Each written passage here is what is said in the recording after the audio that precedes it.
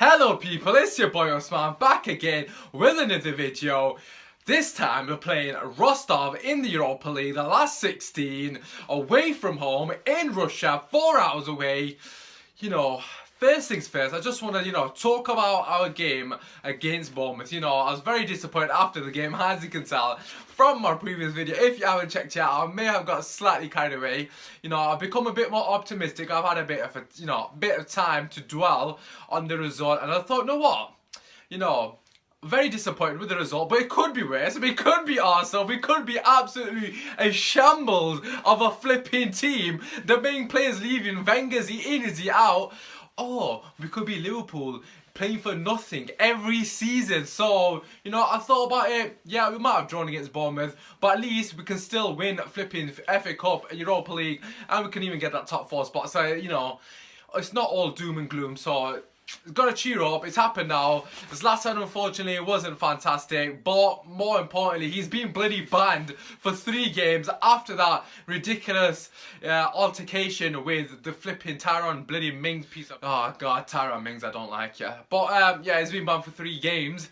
Not very happy with that. Obviously, he's been absolutely prolific in front of goal for us this season. There's been a lot of criticism for Zlatan Ibrahimovic due to his performance against Bournemouth. I don't want to overly criticise him. For me personally, everyone's entitled to a bad game. Pogba wasn't fantastic either. Martial wasn't great. Mata wasn't great. There's a lot of people that didn't turn up. The thing that I've took more from that game, more than anything, is the fact that, do we really need a 35-year-old to turn up for the rest of our players to perform? Like, honestly, we shouldn't be relying on Zlatan Ibrahimovic every game to turn up. Yes, he didn't play well at all. I'm not defending him whatsoever. However, on the Sunday, everyone was singing his praises, and now a week later, everyone's like, oh, I'm so happy he's banned. I want to see Rashford up top. Yeah, don't get me wrong, I want to see Rashford up top as well, but I'm not happy Zlatan's banned. Why the hell would I be happy Zlatan's banned? He's been fantastic for us on and off the pitch. Just want to quickly touch on Pogba as well. Obviously, Pogba's got a lot of stick from that game. Well-deserved stick as well, may I add. Just want to say, I did criticise Pogba as well massively, but the only reason I criticise Pogba like that is because I've got high expectations of Pogba. The Pogba that I know picks the ball up, drives with the ball, runs past a couple of players, sets a player up. The system might not be working for Pogba, but at the same time, he needs to learn from his mistakes. This season, he hasn't been fantastic because he's not been consistent. However, when he has shown, what he's capable of, he's been absolutely outstanding. So I don't want to, again, get carried away and people hating on Pogba over a couple of bad performances. It happens. He's only 23. You need to remember that. It happens to the best of us, so to speak. But yeah, let's talk about the game in general. As a football coach myself, there's a lot of things that you look at in a game, and one thing you do look at is patterns of play, and that's something I have been trying to pay attention to in our couple of previous games, and it's something that I've noticed quite a lot. It seems to be the same pattern of play, which is fine, but the pattern of play is something I don't really agree with. A lot of the time, the ball's been playing about around the back 4, the pass the ball to Pogba, the pass the ball to Herrera, and then it's that up to them to get that killer pass. But I don't understand why they're doing that. Obviously, I'm not saying don't hit the killer pass and go for it long, because it has been quite successful for us on numerous occasions this season, especially from Pogba finding Zlatan and Rashford over the top. And I'm not saying don't do that at all, because Scholes used to do a lot. But what I want to see is players such as such as Zlatan, such as Martial, such as Mkhitaryan, etc., linking up the play in the middle of the park. You're not seeing a lot of intricate play. A lot of the time, we're either hitting the ball to Valencia or Martial on the wing, and we're getting the ball into the box too quickly, or it's just passing the ball around, getting the players to move from side to side, which is absolutely fine. But what I want to see is a lot of interchange of play in the middle of the park, a 1-2s, that quick sort of passage of play in the middle of the park. But yeah, Barcelona kind of style of football, I'm not seeing it enough. I'm not saying it's anything to do with the play necessarily, but I don't know if they're even looking to even do that. Personally, when I've got a target man, or when we've got a target man in our team, we'd hit the target man and get players to run off him. I just don't feel like that's happening enough. A lot of the times we're getting the ball up to Zlatan, but there's not anyone running off him, so it's kind of negating the whole aspect of having a target man. And it does affects Zlatan's game massively. Like, if you're going to use Zlatan as a target man, you need people running off him. And that's something we've not seen a lot of at all recently in the last couple of games. The game against Southampton in particular, he was up, isolated, on its own. So what I want to see in this game in particular, I want to see people getting up and supporting Zlatan a lot more. And trying to make those runs off him, like the third man run, the overlapping run. We need players running off him.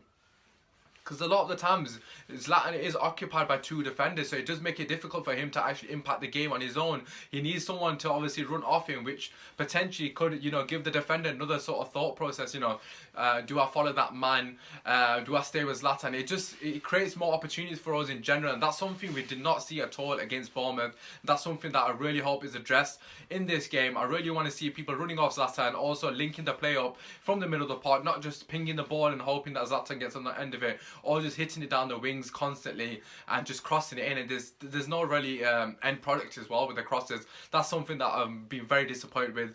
I know we scored a couple of goals from headers, but like, for example, the one when Herrera pinged it to Zlatan against Southampton, who won us the game. One bit of class delivery and we scored. You know what I mean? How often do you see Zlatan winning a header? Not that often, because the delivery's just been that poor. But yeah, those are the two things that I picked up. Final third, a lot more quality from the wings in particular. I want to see the wingers running in behind and actually getting a good ball into the box if they're actually going to go down the wings. And also trying to play a bit more through the middle, get the ball to Zlatan's feet and get runners off Zlatan. Get him more involved with the game rather than him having to come deep and collect the ball. Zlatan has been heavily criticised in the last couple of weeks, and rightly so. But I think his overall play, we're not really playing to his strength, which is holding the ball and get people, like, bringing people into the game. But yeah, that all aside, I just want to talk about our team selection. I know Jose is going to play a strong team here because it's away from home. It's not an easy fixture whatsoever. I don't know too much about the team, but I do know that a very tough opposition at home in particular. So basically, because of the fact that they're a tough opposition, the team I've selected is as follows. First things first, David De Gea net, no brainer. Antonio Valencia right back. The two centre backs. Smalling, Bay is obviously suspended for this game, unfortunately, because he got that second yellow. So I'm going to go Smalling and Rojo. I don't know. I just don't like Jones after that performance. I know he's been quite good for us throughout the season, but I'm really annoyed with the fact that he has such a lapse in concentration. And this is a massive game for us. So yeah, Smalling and Rojo. Left back, I would love to see Shaw again because I thought it was fantastic. However, I don't think that's going to happen. So I'm going to go for Blind. Middle of the park, Herrera has to come back in. That's an absolute no-brainer. So I'm going to go Herrera, Pogba, and I'm going to go for Mkhitaryan. I have actually just seen Mkhitaryan's Instagram, so I'm very happy about this. Him posting a picture of himself and Pogba.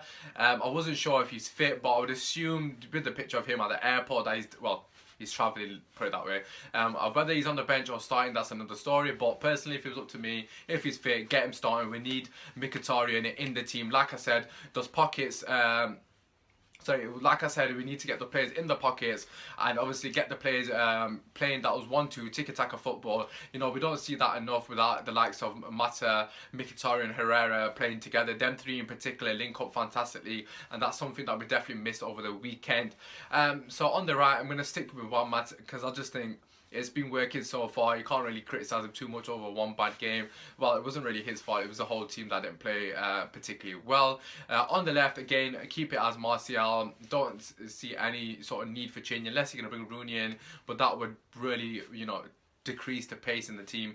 And up top, Zlatan Ibrahimovic. I did mention earlier, he's banned for those 3 games. I'm very disappointed with that, but it does give him an opportunity to rest.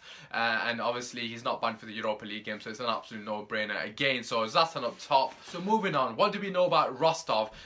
First things first, they did come third in their group that contained Bayern Munich, Atletico Madrid, obviously themselves, and PSV Eindhoven. So they did actually top PSV Eindhoven, a very hard group as you can imagine. They did actually beat Bayern Munich 3-2, which does worry me slightly because obviously we've seen what Bayern can do against Arsenal and absolutely violate them. But that's an amazing feat in itself. They had a couple of close games against Atletico Madrid, losing out to both of them games by minor sort of goal sort of margin, so to speak. And obviously they absolutely hammered their opposition in the Europa League game as well. obviously what they progressed to get to us. Their recent game in the league, they won 6-0. So obviously they're on a decent run of form. They're 5th in the league currently. Not gonna lie, I'm slightly worried. It is a hard game away from home in Russia. The fans are going to be absolutely electric. It's very important that the first 20 minutes we settle ourselves into the game. Just be composed on the ball. I don't want to see what I saw from Pogba on the weekend and just hitting that long ball and just kind of hoping that Zlatan gets on the end of it. I want to see us building from the back, playing the ball out, you know, especially the likes of Mkhitaryan and Matip playing. They're both very good on the ball. Get them on the ball. Let's get a bit of interchange. Let's get a bit of 1-2s going in the middle of the park, and let's try to actually break them down. You know, use the wings, you know, properly. I want to see both our wingers, especially Martial in particular, using his pace, and when he's one-on-one against a defender, I want to see him attacking the defender. You know, I've not seen a lot of that recently, so that's something I've been very disappointed with. A lot of our players don't seem like they're playing with confidence. They're not really playing with sort of, you know, I can't really explain it. It's just not using any common sense. Like Martial, he can beat a man pretty much 9 out of 10 times. I don't know why he's not using that and making the most of that. And the same with Pogba as well. He's got one of the best passes I've seen since Paul Scholes in a Man United shirt. But he needs to be a bit more clever and make sure he picks his passes correctly. But overall, you know, it should be a hard game, but I'm pretty confident in the sense that we should get a positive result, be it a draw with a goal, obviously an away goal, or be it like a 2-1. I don't really want to go, I don't even want to even think about us losing, because after the back of the Bournemouth result, we do need to build a bit of confidence up again, because we have got that clash against Chelsea where we massively need to redeem ourselves. So bearing that all in mind, I think we're going to come out of the game. I think it's going to be a very hard fought victory, and I think we're going to go for a 1-0, mainly because we haven't been scoring that many goals, but I just feel like we'll be able to grind it out and get a Jose-esque victory, and I really hope I'm correct.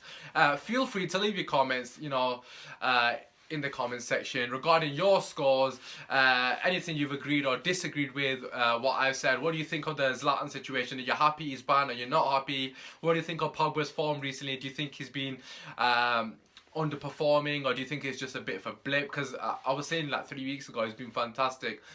So personally I think it's just one of those things. He's had a bad game, hopefully he can learn from it. And also, what do you think the score is going to be?